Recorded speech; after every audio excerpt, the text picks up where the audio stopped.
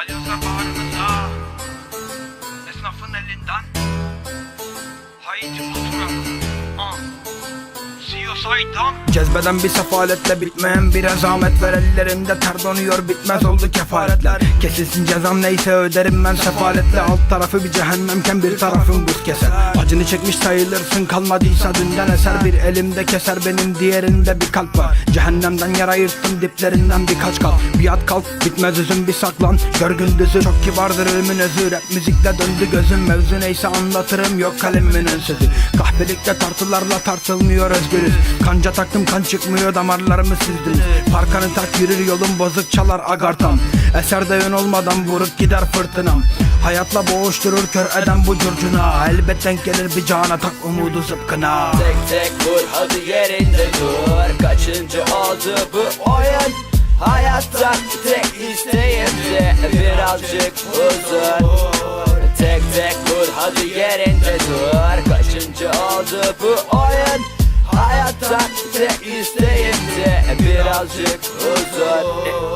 Elimde buraların kabahatı, beynimdeki sularda kafa battı. Sözde herkes insan diye kaldı, ama insanlık sınavından herkes kaldı. Saldım sözlerimi kağıda aldım, rap'e bir anda en içten daldım. Ne yaptım ben? Durmalıydım. Her şeye bir anda kafamla kaydım. Saydım durmadan.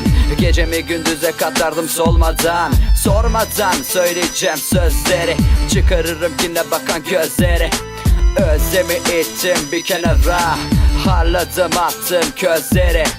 Kurudu hep oldu çöllerim, ben ise içindeki özlemim. Tek tek vur hadi yerinde dur. Kaçıncı oldu bu oyun? Hayattan tek isteğim de birazcık huzur. Tek tek vur hadi yerinde dur. Kaçıncı oldu bu oyun? Hayattan tek isteğim de birazcık huzur.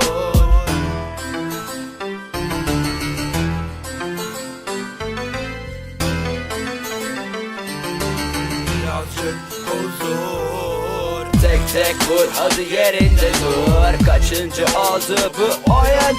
Hayattan tek isteğim de birazcık huzur. Tek tek vur hadi yerinde dur. Kaçıncı oldu bu oyun? Hayattan tek isteğim de birazcık huzur.